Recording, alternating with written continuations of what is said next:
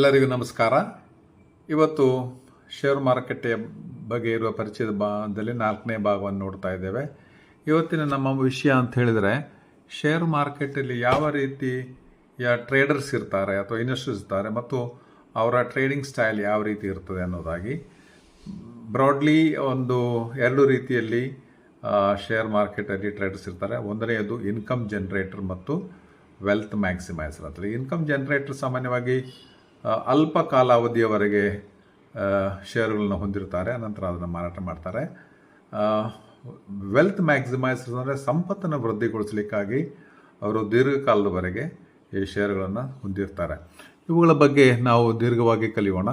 ನಾವು basically income generator ಮತ್ತು wealth ಮ್ಯಾಕ್ಸಿಮೈಸರ್ ಬಗ್ಗೆ ಕಲಿಯೋಣ. ನಮಸ್ಕಾರ. ಈಗ ತಿಳಿಸಿದಂತೆ ಇವತ್ತಿನ ದಿವಸ ನಾವು 4ನೇ ಭಾಗದಲ್ಲಿದ್ದೇವೆ. ನಾವು ಇವತ್ತು ಪ್ರಮುಖವಾಗಿ ಶೇರ್ ಮಾರ್ಕೆಟಲ್ಲಿ ಯಾವ ರೀತಿಯಲ್ಲಿ ವ್ಯಾಪಾರಿಗಳು ಇರ್ತಾರೆ, ಟ್ರೇಡರ್ಸ್ ಇರ್ತಾರೆ, ಅವರನ್ನು ಹೇಗೆ ಕ್ಯಾಟಗರೈಸ್ ಮಾಡುವುದು ಅನ್ನೋದ್ರ ಬಗ್ಗೆ ಭಾಳ ಬೇಸಿಕ್ ಆದಂಥ ಇನ್ಫಾರ್ಮೇಷನ್ ಮಾತ್ರ ಕೊಡ್ತೇನೆ. ಅಡ್ವಾನ್ಸ್ ಆದದ್ದು ಬಹಳ ಇದೆ ಹೇಳಲಿಕ್ಕೆ, ಸಂಕ್ಷಿಪ್ತವಾಗಿ ಹೇಳಲಿಕ್ಕೆ ಅದನ್ನು ನಾನು 2 ರೀತಿಯಲ್ಲಿ ಮಾತ್ರ ಕ್ಲಾಸಿಫೈ ಮಾಡ್ತಾ ಇದ್ದೇನೆ. ಟ್ರೇಡರ್ಸ್ ಅಂದರೆ ಯಾರಂದರೆ ಇನ್ವೆಸ್ಟರ್ಸು, ನಮ್ಮಂಥವ್ರು, ನಿಮ್ಮಂಥವ್ರು, ರಿಟೇಲರ್ಸ್ ಅಂತೂ ನಮ್ಮನ್ನು ಹೇಳ್ತೇವೆ. ಸೊ ಅಲ್ಲಿ ಮೊದಲನೇದಾಗಿ ಬಂದುಬಿಟ್ಟು ಇನ್ಕಮ್ ಜನರೇಟರ್ ಅಥವಾ ಯಾರು ಇನ್ಕಮ್ಗಾಗಿ ಟ್ರೇಡ್ ಮಾಡ್ತಾರೆ ಅಂಥವ್ರನ್ನ ನಾವು ಇನ್ಕಮ್ ಜನರೇಟರ್ ಅಥವಾ ವ್ಯಾಪಾರಿಗಳು ಅಥವಾ ಟ್ರೇಡರ್ಸ್ ಅಂತ ಹೇಳ್ತೇವೆ. ಇವರಲ್ಲಿ ಇವರ ಒಂದು ಉದ್ದೇಶ ಅಂದರೆ ನಾವು ಪ್ರತಿ ತಿಂಗಳು ಅಥವಾ ಪ್ರತಿ ವಾರ ಅಥವಾ ಪ್ರತಿ ದಿವಸ ಸಾಮಾನ್ಯವಾಗಿ ಪ್ರತಿ ತಿಂಗಳು ಇಂತಿಷ್ಟು ಹಣ ಗಳಿಸಬೇಕು ಅನ್ನೋಂಥ ಉದ್ದೇಶದಿಂದ ಏನು ಮಾಡ್ತಾರೆ ಅಂತ ಹೇಳಿದ್ರೆ, ಅವರು ಟ್ರೇಡ್ಗೆ ಇಳಿದಿರ್ತಾರೆ. ಯಾರಿಗೆ ಹಣ ಇದೆ, ಯಾರಿಗೆ ಸಮಯ ಇದೆ, ಇವೆಲ್ಲ ಆಧಾರದ ಮೇಲೆ ಅವರು ಡಿಸೈಡ್ ಮಾಡಬೇಕಾಗುತ್ತೆ ಯಾವ ಥರದ ಟ್ರೇಡಿಂಗ್ ಅವ್ರು ಮಾಡಬೇಕು, ಯಾವ ಥರದ ಟ್ರೇಡಿಂಗ್ ಸ್ಟೈಲ್ಗಳಿಗೆ ಅವರು ಹೋಗಬೇಕು ಅಂತೇಳಿ. ಸೊ ಇವಾಗ ಟ್ರೇಡಿಂಗ್ ಸ್ಟೈಲನ್ನು ನೋಡ್ತಾ ನಾನು ಅದರ ವಿಶೇಷತೆಯನ್ನು ಹೇಳ್ತೇನೆ ನಿಮಗೆ. ಮೊದಲನೇದಾಗಿ ಇಂಟ್ರಾಡೇ ಟ್ರೇಡರ್ಸ್ ಅಂತಿದ್ದಾರೆ. ಇಂಟ್ರಾಡೇ ಟ್ರೇಡರ್ಸ್ ಅಂದರೆ ಅದೇ ದಿವಸ ಖರೀದಿ ಮಾಡಿ ಅದೇ ದಿವಸ ಸೇಲ್ ಮಾಡ್ಬೋದು, ಅಥವಾ ಅದೇ ದಿವಸ ಸೇಲ್ ಮಾಡಿ ಅದೇ ದಿವಸ ಖರೀದಿ ಮಾಡೋದು, ಎರಡೂ ಆಗುತ್ತೆ. ಅದು ಸ್ವಲ್ಪ ಅಡ್ವಾನ್ಸ್ ಹೋದಾಗ ನಾನು ಅದನ್ನು ಹೇಳ್ತೇನೆ. ಹೇಗೆ ಖರೀದಿ ಮಾಡಿ ಸೇಲ್ ಮಾಡ್ತಾರೆ ಅದು ಸುಲಭ, ಆದರೆ ಮೊದಲು ಸೇಲ್ ಮಾಡಿ ಆಮೇಲೆ ಖರೀದಿ ಮಾಡುವಂಥ ಒಂದು ವ್ಯವಸ್ಥೆ ಸಹ ಇದೆ. ಸೊ ಇಂಟ್ರಾಡೇಲಿ ಈ ರೀತಿ ಆಗ್ತಾ ಇರ್ತದೆ. ಇದು ಸಾಮಾನ್ಯವಾಗಿ ಆಪ್ಷನ್ಸ್ ಮತ್ತು ಫ್ಯೂಚರ್ನಲ್ಲಿ ಬಹಳ ನಡೀತಾ ಇರ್ತದೆ. ಆಪ್ಷನ್ ಮತ್ತು ಫ್ಯೂಚರ್ ಅನ್ನೋದು ಏನಂತ ಹೇಳಿದ್ರೆ, ನಾನು ನಿನ್ನೆ ದಿವಸ 3ನೇ ಭಾಗದಲ್ಲಿ ಹೇಳಿದ್ದೇನೆ.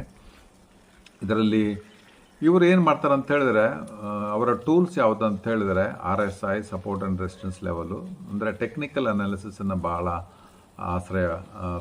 ಟೆಕ್ನಿಕಲ್ ಅನಾಲಿಸಿಸ್ನ ಆಶ್ರಯ ತಗೋತಾರೆ. ಅವುಗಳ ಗೈಡೆನ್ಸ್ ಮೇಲೆ ಇವರು ಬಾಯಿಂಗ್ ಆ್ಯಂಡ್ ಸೆಲ್ಲಿಂಗ್ ಡಿಸಿಷನ್ನ ತೆಗೆದುಕೊಳ್ತಾ ಇರ್ತಾರೆ. ಎರಡನೇದು ಬಂದುಬಿಟ್ಟು ಸ್ವಿಂಗ್ ಟ್ರೇಡರ್ಸ್ ಅಂತೇಳಿ. ಸ್ವಿಂಗ್ ಟ್ರೇಡರ್ಸ್ ಏನು ಮಾಡ್ತಾರೆ ಅಂದರೆ, ಸಾಮಾನ್ಯವಾಗಿ ಶೇರುಗಳನ್ನು ಪೂರ್ತಿಯಾಗಿ ಖರೀದಿ ಮಾಡ್ತಾರೆ. ಖರೀದಿ ಮಾಡಿದ ನಂತರ ಅದನ್ನು 5 ದಿವಸ, 2 ದಿವಸ ಅಥವಾ 10 ದಿವಸ, ಮ್ಯಾಕ್ಸಿಮಮ್ ಒಂದು 20 ದಿವಸ ಅಂದರೆ ಸುಮಾರು 1 ತಿಂಗಳ ಅವಧಿಗಾಗಿ ಅದನ್ನು ಇಟ್ಕೊಂಡಿರ್ತಾರೆ. ಟ್ರೇಡಿಂಗ್ ಡೇಸ್ನ ಹೇಳ್ತಾ ಇದ್ದಾನೆ. ಅಂದರೆ ವಾರದಲ್ಲಿ 5 ದಿವಸ ಮಾತ್ರ ಟ್ರೇಡಿಂಗ್ ನಡೀತಾ ಇರ್ತದೆ. ಸೊ ಅವರು ಇಷ್ಟು ದಿವಸಗಳಿಗಾಗಿ ಶೇರುಗಳನ್ನ ತಗೋತಾರೆ. ಯಾವ ರೀತಿ ಶೇರುಗಳನ್ನ ಆಯ್ಕೆ ಮಾಡ್ತಾರೆ ಅಂದರೆ, ಯಾವ ಶೇರುಗಳಿಗೆ ಇತ್ತೀಚಿನ ದಿನಗಳಲ್ಲಿ ಈ ದಿನಗಳಲ್ಲಿ ಯಾವುದಕ್ಕೆ ಬೆಲೆ ಕಡಿಮೆ ಇದೆ, ಯಾವುದು ಬಹಳ ಪ್ರಸಿದ್ಧವಾಗಿದೆ, ಯಾವ ಸೆಕ್ಟರ್ನಲ್ಲಿ ಈಗ ಚಾಲ್ತಿ ಇದೆ, ಯಾವ ಶೇರುಗಳು ಈಗ ಟ್ರೆಂಡ್ನಲ್ಲಿದ್ದಾವೆ, ಅವುಗಳನ್ನು ಅವರು ಹುಡುಕ್ತಾರೆ. ಅದು ಹುಡುಕುವಂಥ ವಿಧಾನಗಳಿದ್ದಾವೆ, ಅವುಗಳನ್ನು ನಿಮಗೆ ಮುಂದೆ ನಾನು ಹೇಳ್ತೇನೆ. ಆ ಬೇಸ್ ಮೇಲೆ ಏನು ಮಾಡ್ತಾರೆ, ಶೇರುಗಳನ್ನು ತೆಗೆದುಕೊಳ್ತಾರೆ. ಶೇರ್ನ ಬೆಲೆಗಿಂತ ಹೆಚ್ಚು ಖರೀದಿ ಮಾಡಿದಂಥ ಬೆಲೆಗಿಂತ ಹೆಚ್ಚಿನ ಬಂದಾಗ ಅವರು ಮಾರಾಟ ಮಾಡ್ತಾರೆ. ಸೊ ಸಾಮಾನ್ಯವಾಗಿ ಎಲ್ಲ ನಿರ್ಧಾರಗಳಲ್ಲಿ ಏನಂದರೆ 100% ಅಕ್ಯುರೇಟ್ ಆಗಿ ಅವರು ತೀರ್ಮಾನ ಸಕ್ಸಸ್ ಆಗಲ್ಲ. ಸಾಮಾನ್ಯವಾಗಿ 70ರಿಂದ 80% ಸಂದರ್ಭಗಳಲ್ಲಿ ಅವರ ತೀರ್ಮಾನಗಳು ಕರೆಕ್ಟ್ ಆಗಿರ್ತವೆ. ಹಾಗಾಗಿ ಲಾಭಗಳು ಬರ್ತಾ ಇರ್ತವೆ. ಎಷ್ಟು ಅಮೌಂಟಿಂದ ಇನ್ವೆಸ್ಟ್ ಮಾಡಬೇಕು ಅನ್ನೋದನ್ನು ಹೇಳಿದರೆ, ಇಂಡಿವಿಜುವಲ್ ಕೆಪಾಸಿಟಿ ಇದೆ. ಆದರೆ ಇಂಟ್ರಾಡೇನಲ್ಲಿ ಆಪ್ಷನ್ನಲ್ಲೆಲ್ಲ ನಾವು ಟ್ರೇಡ್ ಮಾಡಬೇಕಂದ್ರೆ ಒಂದು 5,000ರಿಂದ 20,000 ರೂಪಾಯಿ ಒಳಗೆ ಇದ್ದರೂ ಇಂಟ್ರಾಡೇಯಲ್ಲಿ ಟ್ರೇಡ್ ಮಾಡ್ಬೋದು ಆಪ್ಷನ್ನಲ್ಲಿ. ಬಟ್ ಏನಾಗ್ತದೆ ಅಂತ ಹೇಳಿದ್ರೆ, ಭಾಳ ಅನುಭವ ಇದ್ದವರು ಮಾತ್ರ ಇಂಟ್ರಾಡೇಗೆ ಟ್ರೇಡ್ ಮಾಡಲಿಕ್ಕೆ ಹೋಗ್ಬೇಕು. ಯಾಕಂದರೆ ಇಲ್ಲಾಂದರೆ ಹಣವನ್ನು ಕಳ್ಕೊಳ್ತಾರೆ. ಇಂಟ್ರಾಡೇ ಇನ್ನೊಂದು ವಿಶೇಷತೆ ಏನಂತ ಹೇಳಿದ್ರೆ, ಅವ್ರ ಸಿಸ್ಟಮನ್ನು ಮುಂದೆ ಕೂತ್ಕೋಬೇಕಾಗಿರ್ತದೆ. ಯಾಕಂದರೆ ಕಡಿಮೆ ಬೆಲೆಗೆ ತೊಗೊಂಡಿರ್ತಾರೆ, ಅದು ಬಹಳ ಬೇಗನೆ ಕೆಲವೊಮ್ಮೆ ಹೈ ಪ್ರೈಸಿಗೆ ಹೋಗುತ್ತೆ, ಅಥವಾ ಬಹಳ ಬೇಗನೆ ಕಡಿಮೆ ಬೆಲೆಗೂ ಹೋಗಿಬಿಡ್ತದೆ. ಅಂಥ ಸಮಯದಲ್ಲಿ ಸಿಕ್ಕಾಪಟ್ಟೆ ಲಾಸ್ ಆಗ್ತಾ ಇರ್ತದೆ. ಸೊ ಬಹಳ ಎಚ್ಚರಿಕೆಯಿಂದ, ಭಾಳ ಟೆನ್ಷನ್ ಆದಂಥ ಒಂದು ಕೆಲಸ ಅದು. ಹಾಗಾಗಿ ಅನುಭವ ಇರುವವರು ಮಾತ್ರ, ಮೈಂಡ್ಸೆಟ್ ಅದಕ್ಕಷ್ಟು ಸ್ಟ್ರಾಂಗ್ ಇದ್ದವ್ರು ಮಾತ್ರ ಈ ರೀತಿಯಾದ ಟ್ರೇಡಿಗೆ ಹೋಗಬೇಕು.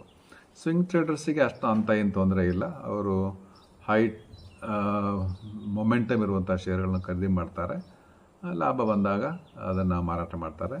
ಅಕಸ್ಮಾತ್ ಲಾಸ್ ಬಂದರೆ ಅದಕ್ಕೆ ಸ್ಟಾಪ್ ಲಾಸ್ ಹಾಕಿ ಅವರ ಸ್ಟಾಪ್ ಲಾಸ್ ಮೂಲಕವಾಗಿ ತಮ್ಮ ಲಾಸ್ಗಳನ್ನು ಸ್ವಲ್ಪ ಕಡಿಮೆ ಪ್ರಮಾಣದಲ್ಲಿ ಮಾಡುವಂತೆ ಮಾಡ್ತಾರೆ. ಮೂರನೇದು ಬಂದುಬಿಟ್ಟು ಪೊಸಿಷನಲ್ ಟ್ರೇಡರ್ಸ್ ಅಂತೇಳಿ. ಈ ಪೊಸಿಷನಲ್ ಟ್ರೇಡರ್ಸ್ನಲ್ಲಿ ಅವರು ಕಂಪ್ಯೂಟರ್ ಮುಂದೆ ಬಹಳ ಹೊತ್ತೇನು ಕೂತ್ಕೋಬೇಕಾಗಿಲ್ಲ. ದಿವಸ ಒಂದು 15 ನಿಮಿಷ ಯಾವ ಶೇರ್ಗಳನ್ನು ತೆಗೆದುಕೊಳ್ಬೇಕು ಅನ್ನೋಂಥ ರಿಸರ್ಚ್ ಮಾಡಿಕೊಂಡು ಅಂಥ ಶೇರ್ಗಳನ್ನು ನಾರ್ಮಲಿ ಫ್ಯೂಚರ್ನಲ್ಲಿ ಮತ್ತು ಡೆಲಿವರಿಯಲ್ಲಿ ತಗೋತಾರೆ. ಸೊ ಈ ರೀತಿ ತೊಗೊಂಡು ಏನು ಮಾಡ್ತಾರೆ ಅಂದರೆ ಆ ಕಡಿಮೆ ಬೆಲೆ ಇರುವಂಥ ಶೇರ್ಗಳನ್ನು ತಗೊಂಡು ಅದು ಜಾಸ್ತಿ ಪ್ರೈಸಿಗೆ ಬಂದಾಗ ಅದನ್ನು ಮಾರಾಟ ಮಾಡ್ತಾರೆ. ಫ್ಯೂಚರ್ನಲ್ಲೂ ಮಾಡ್ಬೋದು, ಇದನ್ನು ಡೆಲಿವರಿ ಮಾಡ್ಬೋದು. ಸಾಮಾನ್ಯವಾಗಿ ಈ ಪೊಸಿಷನಲ್ ಟ್ರೇಡಿಂಗ್ ಮಾಡುವಂಥವ್ರು ನಾನು ಹೇಳಿದೆ ನಿಫ್ಟಿ 50ಯ ಉತ್ತಮವಾದಂಥ ಲಾರ್ಜ್ ಕಂಪನಿಗಳ ಶೇರ್ಗಳನ್ನು ತಗೋತಾರೆ. ಯಾಕಂದರೆ ಅದರಲ್ಲಿ ಮಾತ್ರ ಹೈ ವೊಲಾಟಿಲಿಟಿ ಇರ್ತದೆ, ಅಂದರೆ ಫ್ಲಕ್ಚುಯೇಷನ್ಸ್ ಇರುತ್ತೆ, ಏರಿಳಿತಗಳು ಭಾಳ ಇರ್ತವೆ. ಇಳಿಕೆ ಆದಾಗ ತಗೋತಾರೆ, ಏರಿಕೆ ಆದಾಗ ಮಾರಾಟ ಮಾಡ್ತಾರೆ. ಇದನ್ನು ಹೇಳುವಾಗ ಭಾಳ ಸುಲಭ ಅಂತ ಅನ್ನಿಸ್ತದೆ, ಬಟ್ ಇಳಿದಿದೆಯೋ ಏರಿದೆಯೋ ಅಂತ ನಾವು ಸ್ಟಡಿ ಮಾಡಬೇಕಾಗ್ತದೆ ಒಂದೊಂದು ದಿವಸದ ಆಧಾರದ ಮೇಲೆ. ಸೊ ಎರಡನೇದು ಬಂದುಬಿಟ್ಟು ವೆಲ್ತ್ ಮ್ಯಾಕ್ಸಿಮೈಸರ್ಸ್ ಅಂತೇಳಿ. ಇವರು ನಿಜವಾಗಲೂ ಇನ್ವೆಸ್ಟರ್ಸು. ವೆಲ್ತ್ ಅವರ ಉದ್ದೇಶ ಏನಂತ ಹೇಳಿದ್ರೆ ಇವತ್ತಿಗೆ ದುಡ್ಡು ಬೇಕು ಅಥವಾ ನಾಳೆಗೆ ದುಡ್ಡು ಬೇಕು ಅಂತಲ್ಲ, 1-2 ವರ್ಷ ದುಡ್ಡು ಬ್ಯಾಂಕ್ನಲ್ಲಿ ಇಟ್ಟರೆ ನಮಗೆ 7% ಅಷ್ಟೇ ಸಿಗುತ್ತೆ.